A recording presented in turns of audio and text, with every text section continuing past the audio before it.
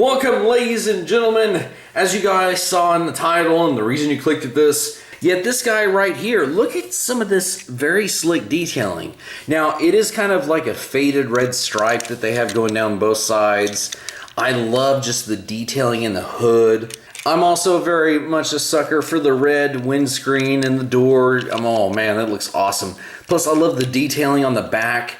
This thing that looks like a jet booster. For this guy, it kind of makes sense. Plus, he's nutty enough that the guns mounted on the back, while I'm not typically a fan of that, for the Stunticons, it's actually kind of working to have those guns be where they are. And man, I am just enraptured by how cool and just really 1980s this vehicle feels. So guys, can I show you Wildrider without showing you his Combiner Wars counterpart that went under the name of Breakneck? Because let me tell you, at the height or the zenith of Combiner Wars, when they were just knocking out these remold, repaint, release rampages, this guy formed the backbone for every car transformer that was a combiner limb.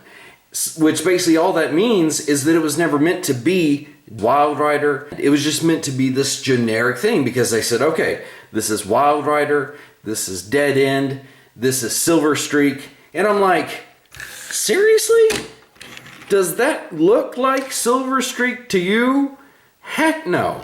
But the other thing that makes this thing kind of thick and just unappealing is the fact that unlike the new dudes that are making the half of Menasor's leg, this was making the entirety of Menasor's leg, as we will see later on with this dude. We'll see how it differs. Here he is with the other two members that are currently out of his Stunticon posse, and it'll be good whenever we can have all five of our boys, but even just with the three of them right here in vehicle mode, that looks pretty sick. So with that being said, guys, let's see how Wildrider fares in robot mode. And here is our boy looking crisp and very animation accurate. And I gotta say, it's a little bit of a jarring change for me personally, because gone is the stumpy and lumpy kind of proportions of his Combiner Wars figure. Now it does kind of make these weird little sort of jut ends right here. I don't like that. That's a little bit ugly. And it is kind of contrasting very much with the very skinniness of his upper legs. But it's the arms that really shocked me, because I was used to these big chunky arms. Now the head sculpts on both these guys are actually pretty decent.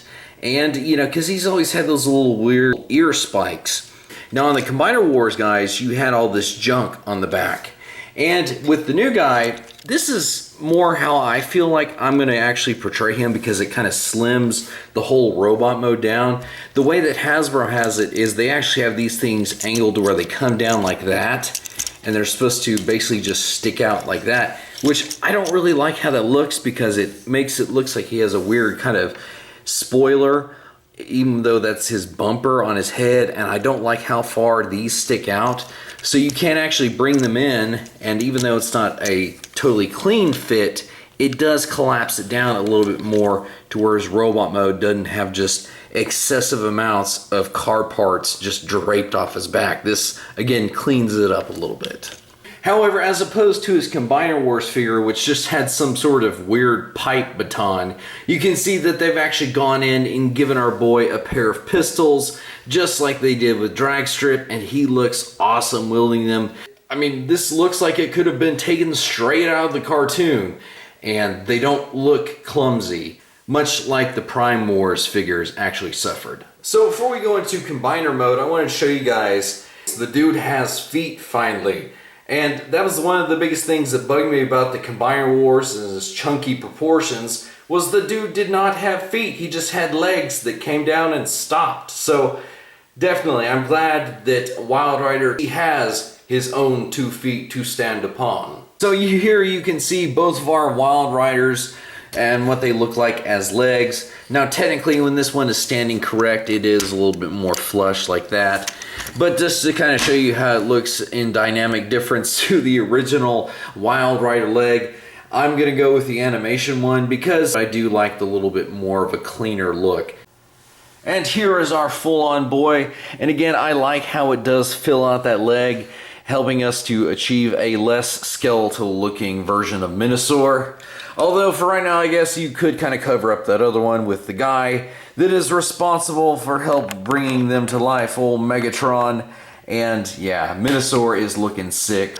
Anyway guys, I hope you enjoyed the look at Transformers Legacy Wildrider, and until next time guys, we will see you in another review.